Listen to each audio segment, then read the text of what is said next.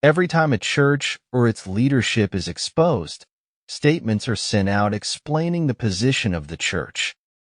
Most times is to deny allegations against them or its communications of steps that will be taken to address the said concern. Today, most megachurches have resident communications and PR team to advise church leadership on how to communicate to its congregation or general public during crisis. When Pastor Robert Morris was first exposed, Gateway Church elders released a statement to counter what Cindy had shared. They referred Pastor Robert's actions to as moral failure.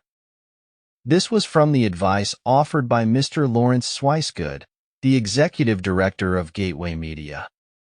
He is the one who sent the latest statement where he said that questions regarding Robert and Cindy should be addressed to them and not Gateway Church. This statement is very different from the initial ones where they were defending Robert and sympathizing with Cindy. A new audio has been leaked that exposes the template that Lawrence is using to manage the crisis at Gateway Church. While speaking to Pastor John Chastain of Victory Church in Oklahoma on how to deal with crisis situations, Lawrence shares tips on how to deal with a situation where a child is involved. So let's just get really super practical and talk about a very specific thing. Let's say that a church is walking through a situation with a child. You know, that's got to be one of the more difficult things to ever walk through as a pastor. Is if somebody on your staff or a volunteer has done something really bad. You know, that's just a terrible thing to walk through. Because there is a line. You be transparent, but how transparent? Right. I'm getting up that Sunday. I'm gonna look the congregation in the eye, and I'm gonna say we're walking through something as a church. Where is the line, and how do you know where to cross that? And do I say everything, or do I reserve a little bit? I think this is the mistake a lot of pastors make, where they get up and they either say way too much, or they didn't say enough, and there's a lack of transparency.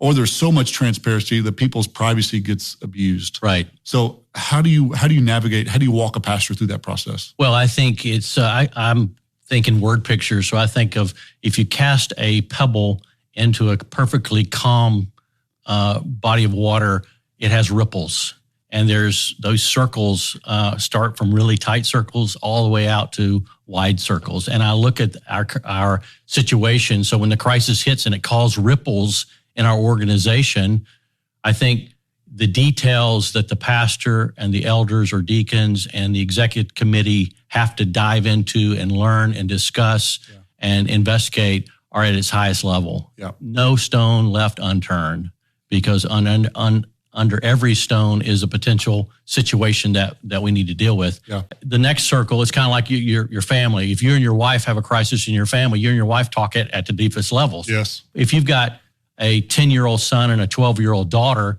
it still affects the family. So you're going to sit down with your son and daughter at the table and you're going to tell them portions of the crisis that the family's dealing with, but you're not going to get into all the details of that, because it's, in that case, it's not age appropriate. They can't handle those particular details. And then there's the other ripple is your church membership. Those who come and give and a part of your lead team, your leadership team, those entities, and then you got the leadership and the volunteers, and then you got your members and attendees, and then outside of that you got your communities, the next ripple. Yeah. And so because ultimately, why is the church there? Is to reach the community. Yeah. So the last thing you want as an organization is you're inviting people to come hear the compelling, changing message of Jesus Christ. Right. And all of a sudden, when they turn on the news, they see, oh, that's that church that had X problem or Y problem. Yep. So your message is falling on deaf ears. And then you've got the audience of the media, where there's Christian media, mainstream media. You've got, in this world, you got social media, and it can drive and change a crisis in a heartbeat, and the rumors and things that can happen. So, I tell my clients, I said, first and foremost, always, always, always be honest about the situation. Yeah. There is no a compromise when it comes to the truth. It's the amount of information that you feed to those each circles of audiences is what really matters. So although I'm serving as the president of the King's University, I'm actually still serving as pastor of a church in Oklahoma City. And we walked through a difficult situation Yes. 4 or 5 years ago. And one thing that we were really big on through this process, and I love, if you've ever read a book by Chris Voss called Never Split the Difference, it's a book Yes. about negotiating, and this isn't fantastic. necessarily a negotiating topic. Highly recommended. But we would use one of the principles he would always say, in his negotiating, he would say, always acknowledge the elephant in the room. And so we would go through these processes where we would get up from the platform and say, this is really hard. Yes. And this is confusing. And this is a challenge. And you just, you acknowledge in the room the pain, the frustration, and there's something to be said about, you refer to it as being truthful. You know what? We're just going to all agree this is really bad, and this is terrible, and this is confusing, and we're pray for us. And that even some of the way you can talk can unify. It can bring unity. I think one of the most, if it's done well, crisis can actually, what we experience is it can actually be something that unifies the body.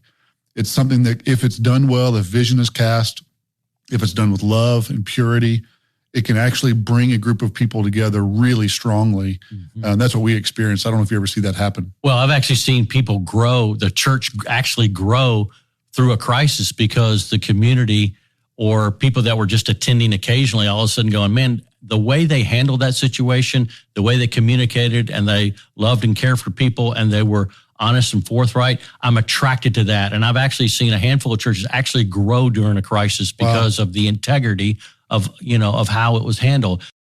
At times of crisis like the one Gateway Church is in, it pays to have a media relations crisis management plan in place, according to Lawrence Swicegood, founder and head of Clarion Communications and Media, a marketing communications firm that focuses exclusively on nonprofit organizations, primarily churches. When a high-profile incident involving your church takes place, plan on getting media inquiries and having an immediate response ready, Swicegood advises.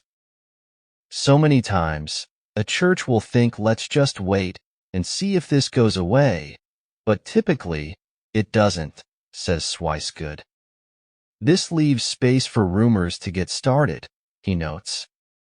And, particularly nowadays, when social media can help spread accurate or inaccurate information around the world in an instant, a delayed reaction by a church can fuel the flames of a global rumor mill and result in a tiny flame erupting into a full-blown, raging fire.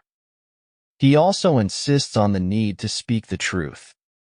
Speak the truth, don't try to cover things up or offer a half-truth, says Swicegood. And keep in mind that no comment or our lawyers told us we can't say anything are very bad public relations and can lead to speculation about what you're trying to hide.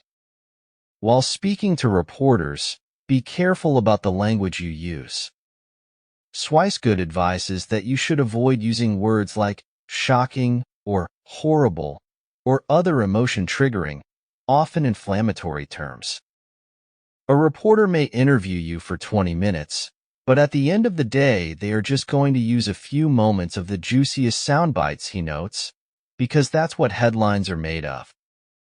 Also, when being interviewed by reporters, stick to your talking points and don't be lured into talking too much.